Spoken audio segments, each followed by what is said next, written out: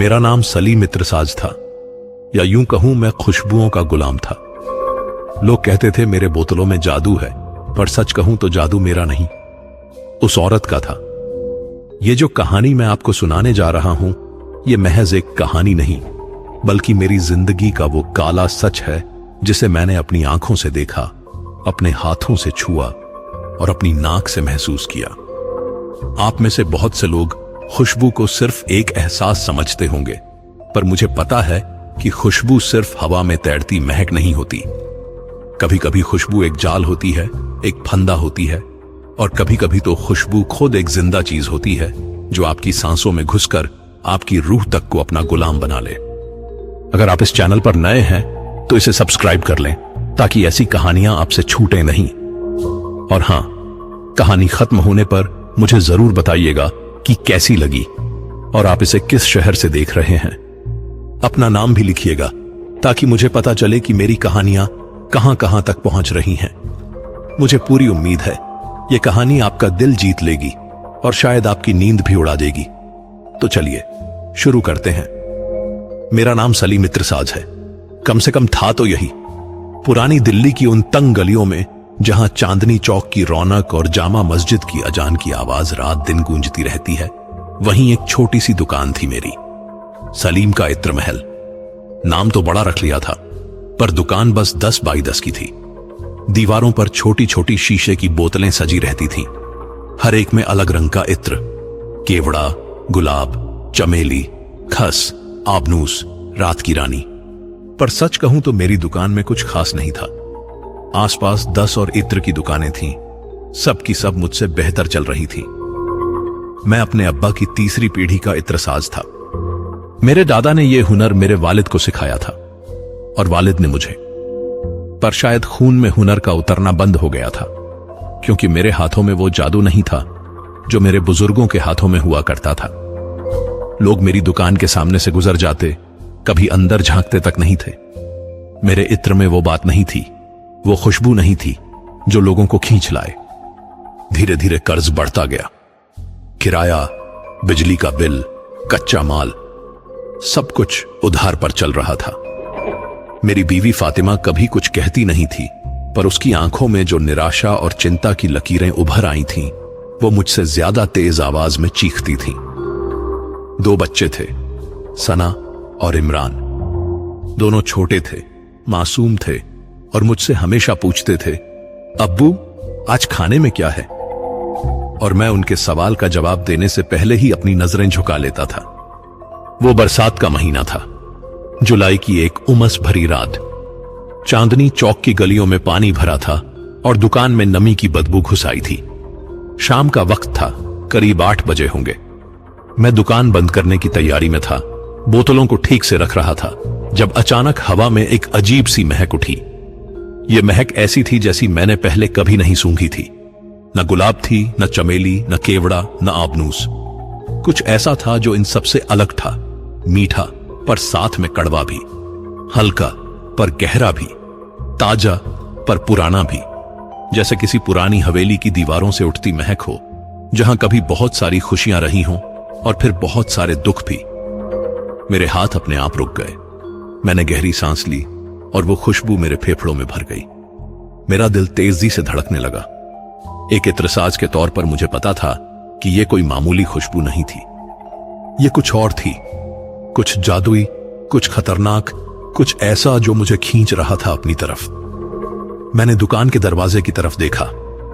बारिश अभी भी हल्की हल्की हो रही थी और गली में कोई नहीं था, पर खुशबू आ रही थी, लगातार और तेज होती जा रही थी। ऐसा लग रहा था जैसे कोई मेरे पास आ रहा हो, धीरे धीरे, कदम दर कदम। और फिर मैंने उसे देखा। दरवाजे के बाहर बारिश में भीगती हुई एक औरत खड़ी थी। काली जुल्फें उसके चेहरे पर बिखरी थीं, बदन पर एक काली साड़ी थी जो उसके जिस्म से चिपकी हुई थी। उसकी आंखें, अल्लाह मेरी मदद करे, उसकी आंखें ऐसी थीं जैसे धुएं में कोई चिराग जल रहा हो, न पूरी तरह से काली, न पूरी तरह से भूरी, बल्कि ऐसी जैसे उनमें कोई आग धीरे धीरे जल रही हो।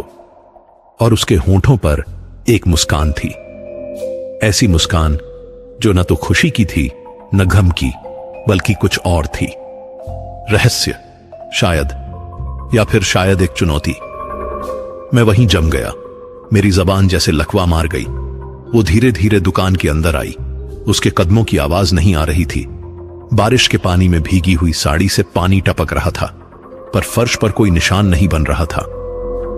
मैंने अपनी आंखें मली, सोचा शायद थकान की वजह से मुझे गलतफहमी हो रही है। वो मेरे सामने आकर खड़ी हो गई। उसकी खुशबू अब और भी तेज थी, इतनी तेज कि मेरा सिर चकरा रहा था। उसने धीमी आवाज में पूछा, सलीम मियां, इत्र बनाते हो? मैंने हां में सिर हिलाया। मेरी आवाज गले में अटक गई थी।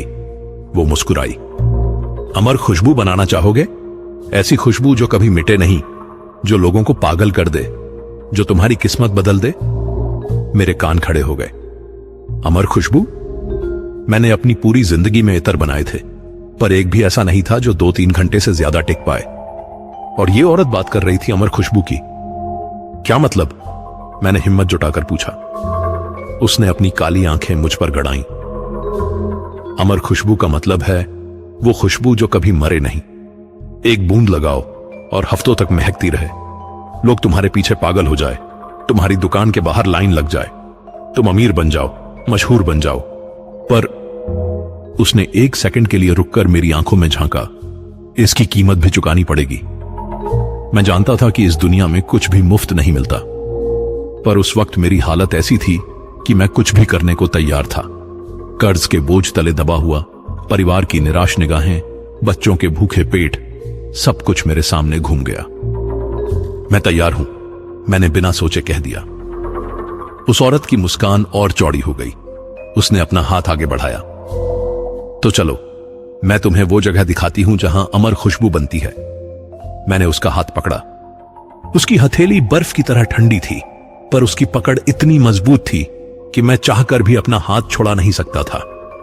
और उसी हां ने मेरी किस्मत जलाकर राख कर दी। हम दुकान से बाहर निकले।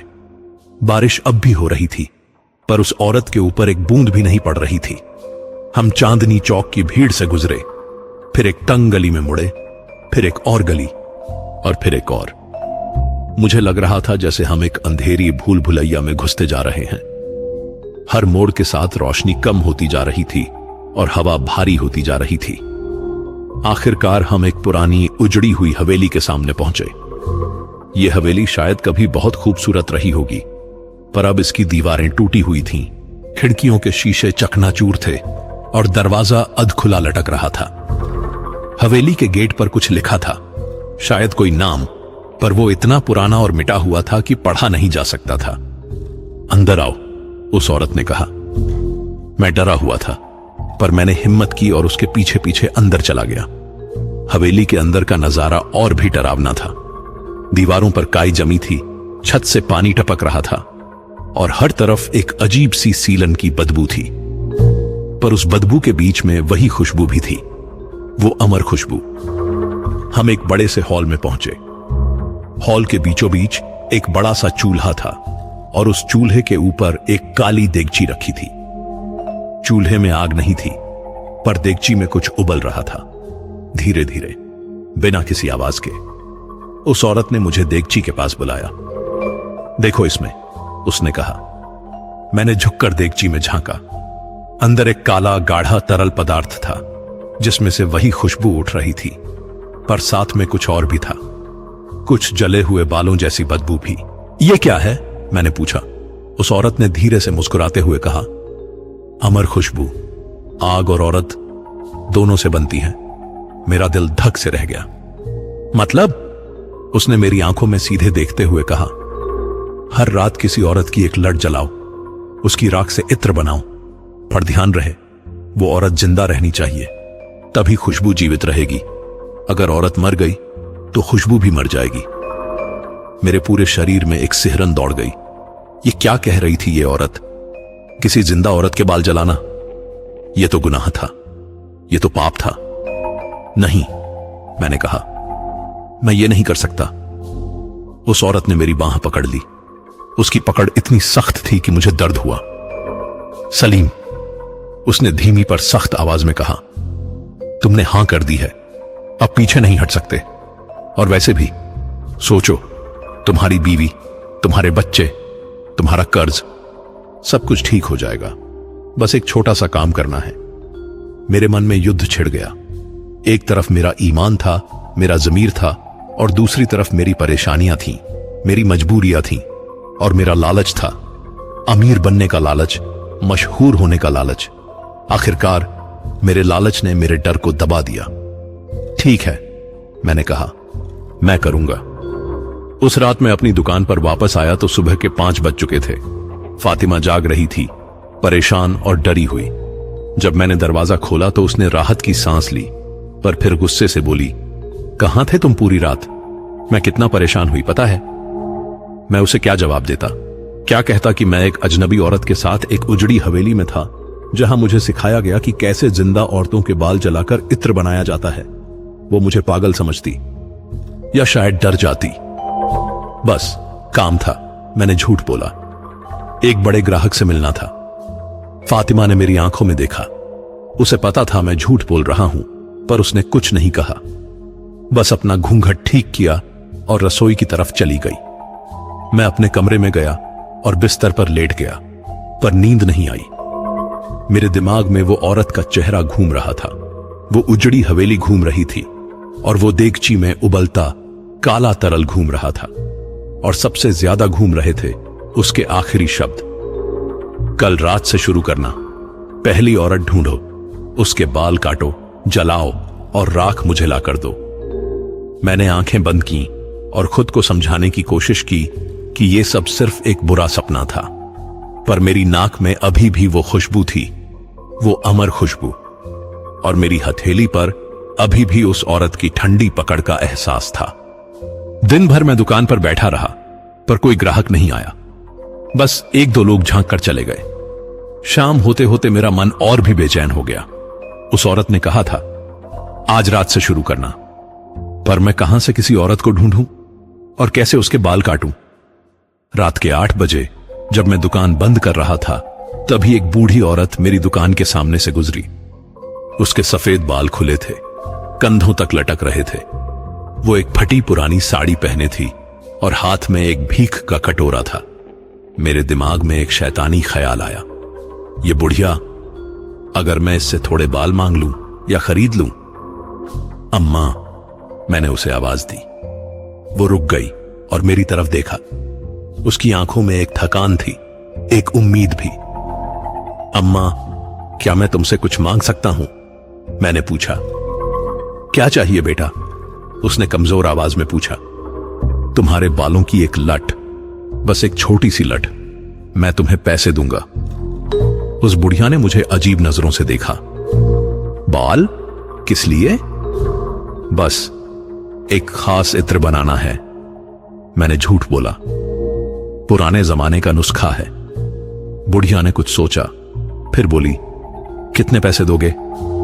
50 रुपए। उसकी आंखें चमक उठी। 50 रुपए उस गरीब औरत के लिए बहुत थे। उसने हां कर दी। मैंने कैंची निकाली और धीरे से उसके बालों की एक छोटी सी लट काट दी। बुढ़िया ने बिना कुछ कहे अपने पैसे लिए और चली गई। मैं वहीं खड़ा रहा, हाथ में बालों की वो लट लिए। वो बाल सफेद थे, पतले थे, और उनमें से एक अजीब सी बदबू आ रही थी, बुढ़ापे और गरीबी की बदबू। मैंने दुकान बंद की और उस हवेली की तरफ चल दिया। रास्ते भर मेरा दिल जोर जोर से धड़क रहा था। मैं जानता था मैं गलत कर रहा हूं, पर मैं रुक नहीं पाया। लालच एक ऐसी चीज है दोस्तों, जो इंसान को अंधा कर देती है। वो उसकी अच्छाई को खा जाती है और उसे एक ऐसे रास्ते पर ले जाती है जहां से वापसी नहीं होती। हवेली के गेट पर पहुंचकर मैंने रुक कर देखा। अंधेरा था, सन्नाटा था, पर अंदर से एक हल्की सी रोशनी आ रही थी। मैं अंदर गया। वो औरत वहीं थी, चूल्हे के पास खड़ी, जैसे उसे पता था कि मैं आऊंगा। लाए? उसने पूछा, बिना मेरी तरफ देखे। मैंने हाथ में बालों की लट दिखाई। उसने मुस्कुराकर कहा, अच्छा, अब इसे जलाओ। उसने चूल्हे में आग जलाई। आग नीली थी, सामान्य लाल पीली नहीं। उसकी लपटें ऐसे हिल रही थीं जैसे कोई सांप नाच रहा हो। डालो, उसने आदेश दिया। मेरे हाथ कांप रहे थे। मैंने धीरे धीरे वो बालों की लट आग में डाल दी और फिर जो हुआ उसे बयान करना मुश्किल है।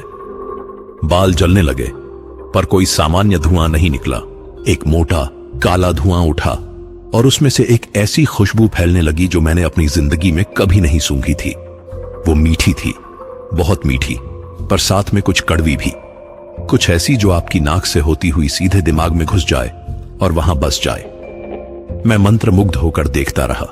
धुआं ऊपर उठा और छत की तरफ बढ़ने लगा, पर वहां जाकर गायब नहीं हुआ, बल्कि वो घूमने लगा गोल गोल, जैसे कोई नाग फन फैलाकर नाच रहा हो। उस औरत ने देगची उठाई और उसे आग के ऊपर रख दिया। फिर उसने फर्श पर पड़े एक छोटे से बोतल से कुछ तेल डाला देगची में। तेल काला था और जैसे ही वो आग के संपर्क में आया, एक चीख जैसी आवाज निकली। मैं चौंक गया। ये क्या है? मैंने पूछा। अगरबत्ती का तेल, उसने कहा, पर यह सामान्य अगरबत्ती नहीं, यह श्मशान की अगरबत्ती है। उन अगरबत्तियों का तेल जो मुर्दों के सामने जलाई जाती हैं। मेरे रोंगटे खड़े हो गए। श्मशान की अगरबत्ती, मुर्दों के सामने जलाई गई अगरबत्ती। उसने देगची को कुछ देर तक उबलने दिया।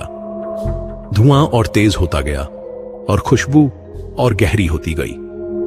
मेरा सिर चकरा रहा था, पर मैं वहां से हिल नहीं पाया। आखिरकार उसने आग बुझा दी और देगची को नीचे उतारा। फिर उसने एक छोटी सी शीशे की बोतल निकाली और देगची में से काला गाढ़ा तरल उसमें भर दिया। लो, उसने वो बोतल मुझे दी। ये तुम्हारा पहला इत्र है, अमर खुशबू। इसे बेचो, पर याद रखना, इसकी कीमत बहुत ऊंची रखना, क्योंकि ये कीमती है, बहुत कीमती। मैंने बोतल ली। वो मेरे हाथ में भारी लग रही थी, जैसे उसमें सिर्फ इत्र नहीं बल्कि कुछ और भी भरा हो।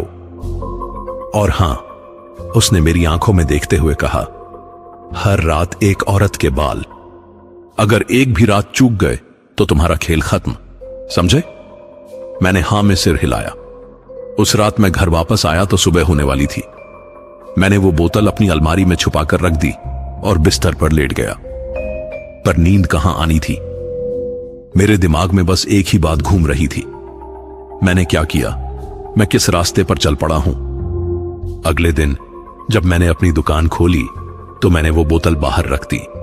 मैंने उस पर एक छोटा सा लेबल लगाया, अमर इत्र, 500 रुपए। पहले कुछ घंटे तो कोई नहीं आया, पर दोपहर के वक्त एक अमीर दिखने वाला आदमी मेरी दुकान में आया। उसने इधर उधर देखा, फिर उसकी नजर उस बोतल पर पड़ी। यह क्या है? उसने पूछा। इत्र साहब, मैंने कहा, खास इत्र। खास मतलब? इसकी खुशबू कभी नहीं जाती, एक बार लगाओ हफ्तों तक महकता रहेगा। वो आदमी हंसा। यह कैसे हो सकता है? कोई भी इत्र इतना लंबा नहीं टिकता, आजमा कर देख लीजिए।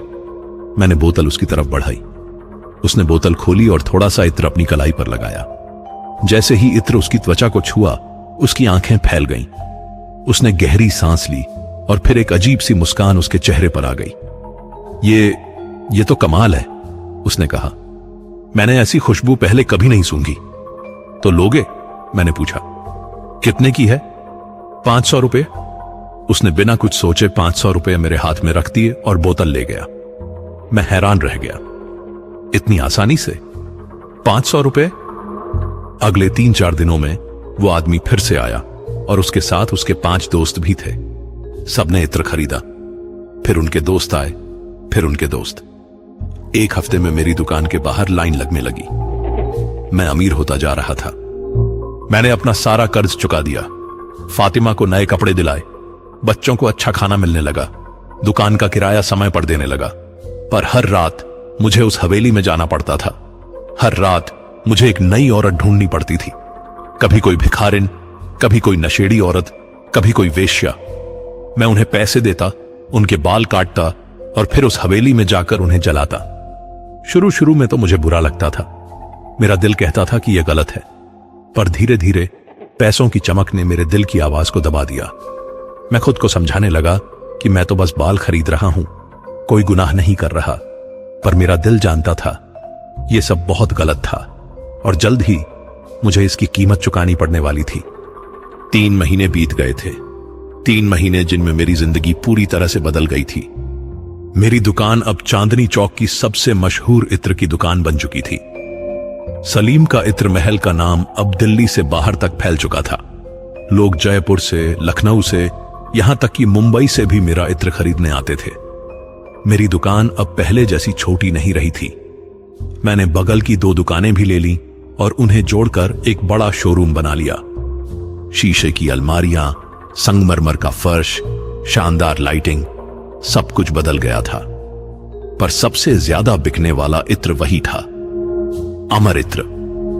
अब मैं उसकी कीमत 500 से बढ़ाकर 2000 रुपए कर चुका था और फिर भी लोग खरीदते थे। कुछ तो 5-5 बोतलें एक साथ खरीद ले जाते थे।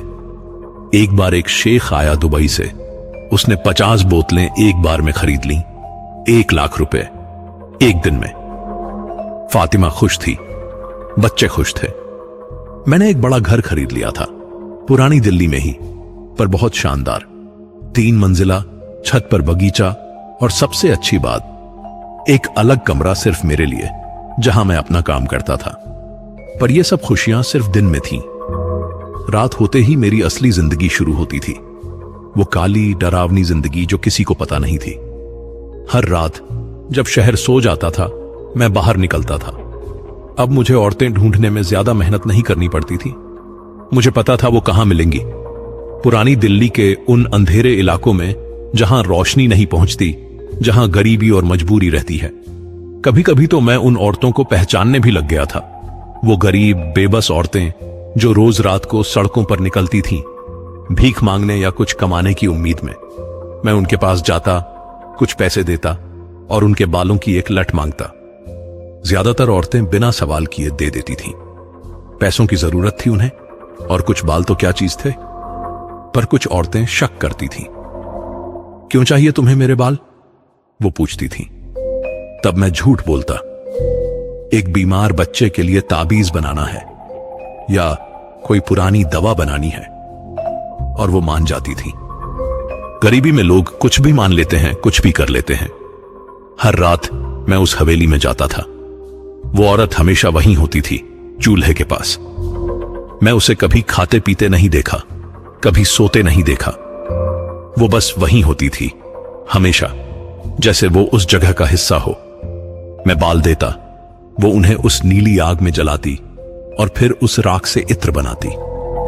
हर बार वही प्रक्रिया, हर बार वही काला धुआं, हर बार वही मीठी कड़वी खुशबू, और हर बार मेरा दिल थोड़ा और काला हो जाता था। एक रात जब मैं हवेली से निकल रहा था तो मैंने एक अजीब चीज देखी। हवेली की दीवार पर धुंधली रोशनी में कुछ लिखा हुआ था। मैं पास गया और पढ़ने की कोशिश की। वो उर्दू में लिखा था, पुरानी उर्दू, जिसे पढ़ना मुश्किल था, पर मैं इत्रसाज था।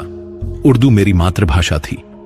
धीरे धीरे मैंने पढ़ा, जो आग में जलता है वो राख बन जाता है, पर जो राख में जीता है वो आग बन जाता है। मुझे समझ नहीं आया इसका क्या मतलब था। मैंने उस औरत से पूछने की सोची, पर फिर रुक गया। कुछ सवाल ऐसे होते हैं जिनके जवाब नहीं जानने चाहिए। 3 महीने, 90 रातें, 90 औरतें, हर एक की एक कहानी थी, हर एक का एक दुख था। पर मुझे इन कहानियों से कोई मतलब नहीं था। मुझे बस उनके बाल चाहिए थे। मैं इतना स्वार्थी बन चुका था कि मुझे किसी और की परेशानी दिखाई नहीं देती थी। पर धीरे धीरे मुझे कुछ अजीब बातें महसूस होने लगी। मेरी खुद की बदबू बदल रही थी। जब मैं सुबह उठता तो मुझे अपने शरीर से वही खुशबू आती थी, वो मीठी कड़वी खुशबू। फातिमा ने भी नोटिस किया। तुमसे बहुत तेज खुशबू आती है, उसने एक दिन कहा। क्या तुम अपना ही इत्र इस्तेमाल करते हो? नहीं, मैंने झूठ बोला। शायद दुकान में इतना इत्र रहता है कि उसकी महक कपड़ों में आ जाती है। पर सच तो यह था कि मेरे कपड़ों में नहीं, मेरे शरीर में वो खुशबू घुस रही थी, जैसे वो मेरा हिस्सा बन रही हो। और फिर सपने शुरू हुए। पहली बार मैंने सपना देखा 3 महीने के आखिर में। मैं एक अंधेरी जगह में था, जहां सिर्फ नीली रोशनी थी। मेरे चारों तरफ औरतें थीं, वही औरतें जिनके बाल मैंने लिए थे, पर उनके बाल नहीं थे। उनके सिर गंजे थे और उनकी खोपड़ियों से धुआं निकल रहा था। वो सब मेरी तरफ देख रही थी, बिना कुछ बोले, बिना कोई आवाज किए, बस देख रही थी। मैं घबरा कर उठा, पसीने से लथपथ, दिल जोर जोर से धड़क रहा था। फातिमा ने पूछा, क्या हुआ? कुछ नहीं, मैंने कहा। बुरा सपना था, पर वो सिर्फ एक सपना नहीं था। अगली रात फिर वही सपना आया, और अगली रात भी। हर रात वो औरतें मुझे सपने में दिखती थीं, और हर रात वो मेरे और पास आती जाती थीं। फिर एक रात सपने में उनमें से एक औरत ने बोला, उसकी आवाज धीमी थी पर साफ थी। सलीम, उसने कहा, तुमने हमें जलाया, अब हम तुम्हें जलाएंगे। मैं चीखता हुआ उठा। इस बार फातिमा भी जाग गई और बहुत डर गई। क्या हो रहा है तुम्हें? उसने पूछा। कई दिनों से तुम ठीक नहीं लग रहे। मैं उसे क्या कहता कि मैं हर रात औरतों के बाल जलाता हूं, कि मैं एक जादुई इत्र बना रहा हूं जो शायद शैतानी है, कि मेरे सपनों में वो औरतें आती हैं और मुझे जलाने की धमकी देती हैं। बस काम का तनाव है, मैंने कहा। कुछ नहीं, पर मैं जानता था कि कुछ तो है, कुछ बहुत गलत हो रहा था। अगली रात जब मैं हवेली पहुंचा तो मैंने उस औरत से पूछा, मुझे सपने आ रहे हैं, बुरे सपने, क्या इसका इत्र से कोई लेना देना है? उसने मुस्कुराते हुए कहा, सलीम, तुम जो कर रहे हो उसका असर होगा ही। तुम आग से खेल रहे हो। आग जलाती है, राख बनाती है, और राख तुम्हारे अंदर घुस रही है। मतलब ये कि जितना ज्यादा तुम ये करोगे उतना ही ज्यादा तुम इसके करीब आते जाओगे। एक दिन सलीम, तुम खुद राख बन जाओगे। मेरे पूरे शरीर में एक सिहरन दौड़ गई। तो मैं इसे बंद कर दूं? उसने जोर से हंसी। उसकी हंसी हवेली की दीवारों से टकराकर गूंज उठी। बंद? अब?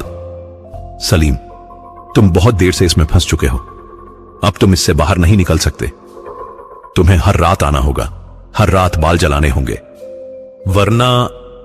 वरना क्या? वरना वो औरतें सपनों में नहीं, हकीकत में आएगी, और तब तुम्हें बचाने वाला कोई नहीं होगा। उस रात मैं बहुत देर तक वहीं बैठा रहा। चूल्हे की नीली आग मुझे देख रही थी, जैसे कोई जीवित चीज देखती है। मैं समझ गया था कि मैं एक जाल में फंस चुका हूं, एक ऐसा जाल जिससे निकलने का कोई रास्ता नहीं था। पर मेरे पास कोई और चारा नहीं था। मैंने अपना ईमान बेच दिया था पैसों के लिए। अब मुझे उसकी कीमत चुकानी होगी। मैं हर रात जाता रहा, हर रात बाल जलाता रहा। मेरी दुकान और मशहूर होती गई, मेरे पैसे और बढ़ते गए, पर मेरी रूह धीरे धीरे मरती जा रही थी। और फिर एक रात मेरे मन में एक ख्याल आया, एक शैतानी ख्याल, एक ऐसा ख्याल जो मेरी बर्बादी का कारण बनने वाला था। चौथा महीना शुरू हो चुका था। मेरी जिंदगी एक अजीब से रूटीन में फंस चुकी थी। दिन में अमीर इत्रसाज, रात में एक गुनहगार। पर लालच एक ऐसी बीमारी है दोस्तों, जो कभी खत्म नहीं होती। चाहे तुम्हारे पास कितना भी हो, तुम्हें और चाहिए। एक रात जब मैं हवेली में बाल जला रहा था, मेरे दिमाग में एक सवाल आया।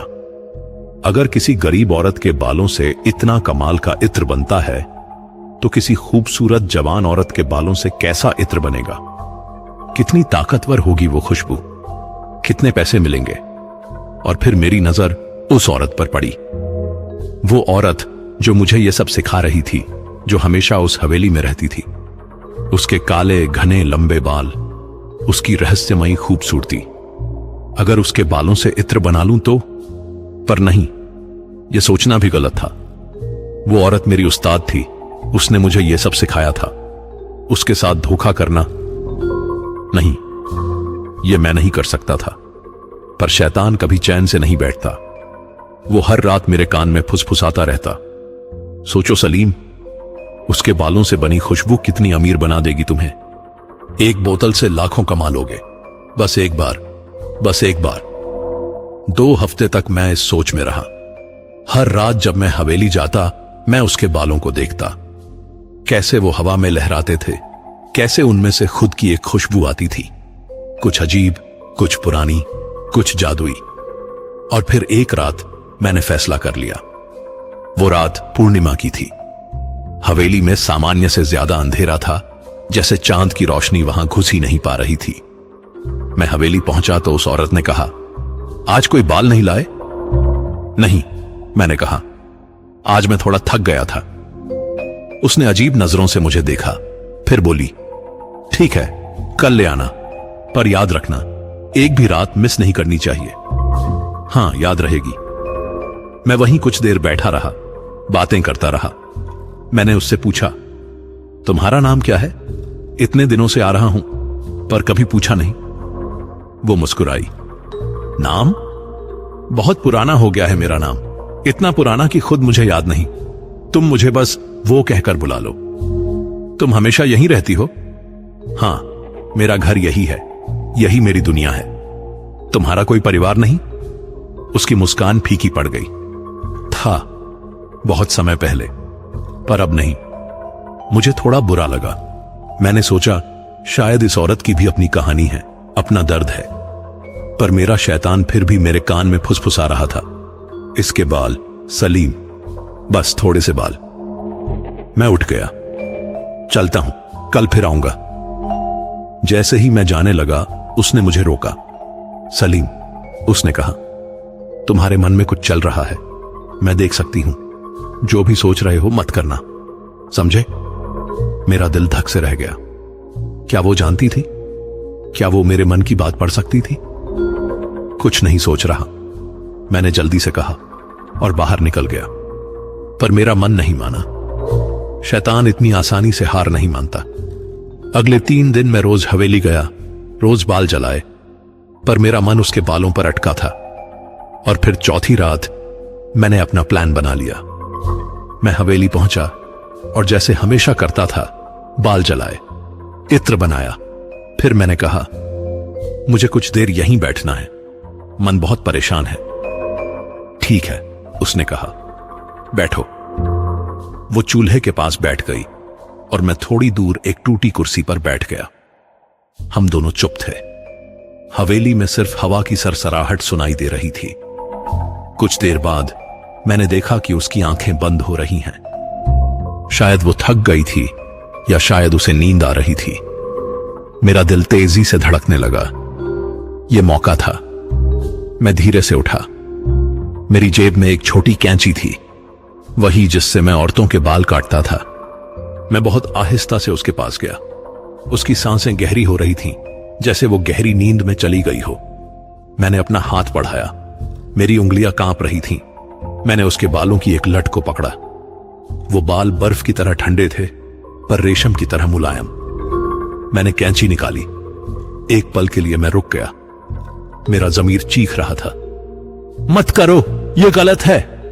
पर मेरा लालच और तेज चीख रहा था, कर डालो, इतने पैसे कमाओगे कि जिंदगी भर के लिए सेट हो जाओगे। मैंने कैंची चलाई। चट से एक लट कट गई और फिर सब कुछ बदल गया।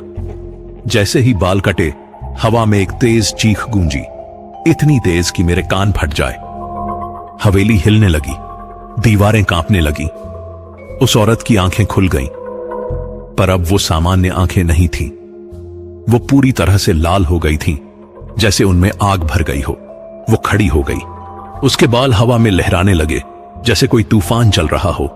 और उसकी आवाज अब एक नहीं, बल्कि कई आवाजों का मिश्रण थी। सलीम, उसने कहा, तूने अपने उस्ताद के साथ धोखा किया। मैं वहीं जम गया। मेरे हाथ से कैंची गिर गई। मैं बोल नहीं पा रहा था। तूने सोचा था ना, उसने कहा, कि मेरे बालों से सबसे अच्छा इत्र बनेगा, पर तुझे पता है मेरे बाल किसके हैं? मैंने सिर हिलाया। उसने एक अजीब सी मुस्कान दी, एक ऐसी मुस्कान जो मेरी रूह को जमा देने वाली थी। मेरे बाल उन सभी औरतों के हैं जिनके बाल तूने जलाए। हर एक औरत का एक बाल मेरे बालों में शामिल हो गया। मैं वो सब हूं सलीम, मैं वो सब हूं जिन्हें तूने इस्तेमाल किया, जिन्हें तूने जलाया, जिनकी राख से तूने पैसे कमाए। मेरे पूरे शरीर में बर्फ भर गई। ये क्या कह रही थी? और अब? उसने कहा, तूने मेरे बाल जला दिए, तो अब तेरी बारी है। उसने अपना हाथ बढ़ाया और मेरे हाथ में पड़ी वो लट उठा ली। फिर उसने चूल्हे में आग जलाई, पर इस बार आग लाल थी, बहुत तेज लाल, और उसमें से एक भयानक गर्मी निकल रही थी। उसने वो लट आग में डाल दी और जैसे ही बाल आग में गिरे, मुझे एक अजीब एहसास हुआ, जैसे मेरे अंदर कुछ जल रहा हो। मेरी छाती में दर्द होने लगा, मेरी सांसें फूलने लगीं। क्या क्या हो रहा है? मैंने चीखते हुए पूछा। तू जल रहा है सलीम, उसने शांति से कहा। अंदर से वो सारी राख जो तूने बनाई, वो सब तेरे अंदर है, और अब वो राख फिर से जल रही है। तू आग बनने वाला है सलीम, और फिर राख। मैं घुटनों के बल गिर गया। दर्द असहनीय था, जैसे मेरे हर अंग में, हर नस में आग दौड़ रही हो। मेरी त्वचा जलने लगी, मेरे बाल झड़ने लगे। मदद करो, मैंने गिड़गिड़ाते हुए कहा। प्लीज। पर अब बहुत देर हो चुकी थी। मैं फर्श पर तड़प रहा था। मेरे शरीर से धुआं उठ रहा था, पर कोई आग नहीं थी। कम से कम दिखाई देने वाली आग तो नहीं। पर मुझे लग रहा था जैसे मैं किसी भट्टी में जल रहा हूं। मेरी त्वचा पिघलती हुई महसूस हो रही थी, हड्डियां टूटती हुई और रक्त उबलता हुआ। उस औरत ने, या जो कुछ भी वो थी, मेरी तरफ देखा। उसकी आंखों में अब दया नहीं थी, सिर्फ एक ठंडी क्रूरता थी। दर्द हो रहा है? उसने पूछा। अच्छा, क्योंकि यह वही दर्द है जो उन सभी औरतों को हुआ होगा जब उनके बाल जलाए गए। यह वही डर है जो उन्हें हुआ होगा जब उन्हें पता चला कि उनके साथ क्या हो रहा है। मैंने अपनी आंखें खोली। मेरी देखने की शक्ति धुंधली हो रही थी, पर मैं देख सकता था। उस औरत के पीछे हवेली के अंधेरे में और भी आकृतियां थीं। धुंधली, पारदर्शी आकृतियां, औरतों की आकृतियां। वही औरतें जिनके बाल मैंने लिए थे, वो सब मेरी तरफ देख रही थीं। उनके चेहरों पर कोई भाव नहीं था, बस एक खालीपन था। और उनके सिर से धुआं उठ रहा था लगातार, जैसे कोई बुझी हुई मोमबत्ती से धुआं उठता है। ये कौन है? मैंने हिचकियां लेते हुए पूछा। ये वो सब हैं, उसने कहा, जिन्हें तूने मार डाला। मैंने तो किसी को मारा नहीं, मैंने चीख कर कहा। मैंने सिर्फ उनके बाल लिए थे। वो हंसी। उसकी हंसी इतनी भयानक थी कि मेरी रीढ़ में एक सर्द लहर दौड़ गई। बाल? सलीम, बाल सिर्फ बाल नहीं होते, खासकर जब उन्हें इस तरह से जलाया जाए। जब तूने उन बालों को उस नीली आग में जलाया, तो उस आग ने उन औरतों की रूह का एक टुकड़ा खींच लिया। धीरे धीरे, एक एक करके वो सब मरती गईं। कुछ बीमारी से, कुछ दुर्घटना में, कुछ बस ऐसे ही, पर सब मरी। और अब उनकी रूहें यहां फंसी हैं, इस हवेली में, तेरे पापों के बोझ तले। मेरी आंखों में आंसू आ गए। नहीं नहीं, मैं नहीं जानता था, नहीं जानता था, उसने गुस्से से कहा। तू जानता था सलीम, तेरा दिल जानता था, पर तूने अपने लालच को अपने जमीर पर हावी होने दिया, और अब तू उसकी कीमत चुकाएगा। चूल्हे में आग और तेज हो गई। उस राख की खुशबू अब और तेज थी, और उसमें एक नई बदबू भी शामिल हो गई थी। जलते हुए मांस की बदबू, मेरे मांस की बदबू। मैंने अपने हाथों की तरफ देखा। मेरी त्वचा काली पड़ रही थी, सिकुड़ रही थी। मेरी उंगलियां जैसे मुरझा रही थीं। और सबसे डरावनी बात यह थी कि मेरे शरीर से एक काला धुआं उठ रहा था, वही धुआं जो बालों को जलाने पर उठता था। मैं राख बन रहा था, धीरे धीरे, पर लगातार। प्लीज, मैंने फिर से गिड़गिड़ाया। मेरी बीवी, मेरे बच्चे, उन्हें मेरी जरूरत है। उस औरत का चेहरा थोड़ा नरम पड़ा। तेरे बच्चे? हां, तेरे बच्चे। उनका क्या होगा? उसने कुछ सोचा, फिर बोली, उन्हें तेरे पापों की सजा नहीं मिलनी चाहिए। ठीक है, मैं तुझे एक मौका देती हूं। मुझे एक उम्मीद की किरण दिखी। क्या मौका? तू अब वापस नहीं जा सकता, उसने कहा। तेरा शरीर तो अब राख बन रहा है, पर तेरी रूह को मैं एक जगह बांध सकती हूं, तेरे इत्र में। मतलब यह कि तू अब इंसान नहीं रहेगा। तू बन जाएगा खुशबू, हवा में तैरती एक महक। जो कोई भी तेरे बनाए इत्र को इस्तेमाल करेगा, तू उसके पास होगा, उसकी सांसों में, उसकी नाक में, उसके दिमाग में। तू देख सकेगा दुनिया को, पर छू नहीं सकेगा। तू सुन सकेगा लोगों को, पर बोल नहीं सकेगा। तू एक साये की तरह जिएगा, हमेशा के लिए। मेरा दिल डूब गया। यह भी कोई जिंदगी थी, खुशबू बनकर जीना। पर दूसरा विकल्प क्या था? पूरी तरह से राख बन जाना, मर जाना। और मेरा परिवार? मैंने पूछा। तेरा परिवार सोचेगा कि तू कहीं खो गया या मर गया। वो तेरा इंतजार करेंगे, फिर धीरे धीरे भूल जाएंगे। तेरी दुकान बंद हो जाएगी, तेरे पैसे खत्म हो जाएंगे, पर कम से कम वो जिंदा रहेंगे। अगर तू यहीं रहा तो तेरी मौत उन्हें भी ले डुबेगी। मेरे पास कोई चारा नहीं था। मैंने हां में सिर हिलाया। उस औरत ने देगची उठाई। उसमें एक काला गाढ़ा तरल था, शायद उन सभी इत्रों का मिश्रण जो मैंने बनाए थे। उसने उस तरल को मेरे ऊपर उड़ेल दिया। जैसे ही वो तरल मेरी त्वचा को छुआ, मुझे ऐसा लगा जैसे मैं किसी दलदल में डूब रहा हूं। मेरा शरीर गलने लगा, पिघलने लगा। मैं चीखना चाहता था, पर कोई आवाज नहीं निकली। मेरी आंखें बंद हो गईं, मेरी सांसें थम गईं, और फिर सब कुछ बदल गया। मैं अब शरीर में नहीं था, मैं हवा में था। मैं महसूस कर सकता था हवा का बहना, धुएं का उठना, खुशबू का फैलना, पर मैं कुछ कर नहीं सकता था। मैं बस था, एक खुशबू, एक एहसास। मैंने देखा, हां, अब भी मैं देख सकता था, पर किसी अजीब तरीके से, कि उस औरत ने मेरे पिघले हुए शरीर को एक बोतल में भर दिया। उस बोतल पर कुछ लिखा था, पर मैं पढ़ नहीं पाया। अब तू हमेशा के लिए अमर हो गया सलीम, उसने कहा। अमर खुशबू। जो कोई भी इस बोतल को खोलेगा, तू उसके पास पहुंच जाएगा, और धीरे धीरे तू उसे भी अपने साथ ले जाएगा, क्योंकि अब तू अकेला नहीं है। तेरे साथ उन सभी औरतों की रूहें हैं, और तुम सब मिलकर हर उस इंसान को खा जाओगे जो इस खुशबू को अपने पास रखेगा। मैं चीखना चाहता था, रोना चाहता था, पर कुछ नहीं कर सका। मैं बस एक कैदी बन गया, एक शीशे की बोतल का कैदी। कितना समय बीत गया मुझे पता नहीं। बोतल में बंद होने के बाद समय का कोई मतलब नहीं रहा। कभी कभी मुझे लगता था दिन है, कभी रात। कभी लगता था महीने बीत गए, कभी सिर्फ घंटे। एक दिन या शायद रात मुझे एहसास हुआ कि बोतल हिल रही है, कोई उसे उठा रहा था। मैंने देखा, वो हवेली नहीं थी, अब ये कोई और जगह थी। एक पुरानी धूल भरी दुकान। एक आदमी ने बोतल उठाई।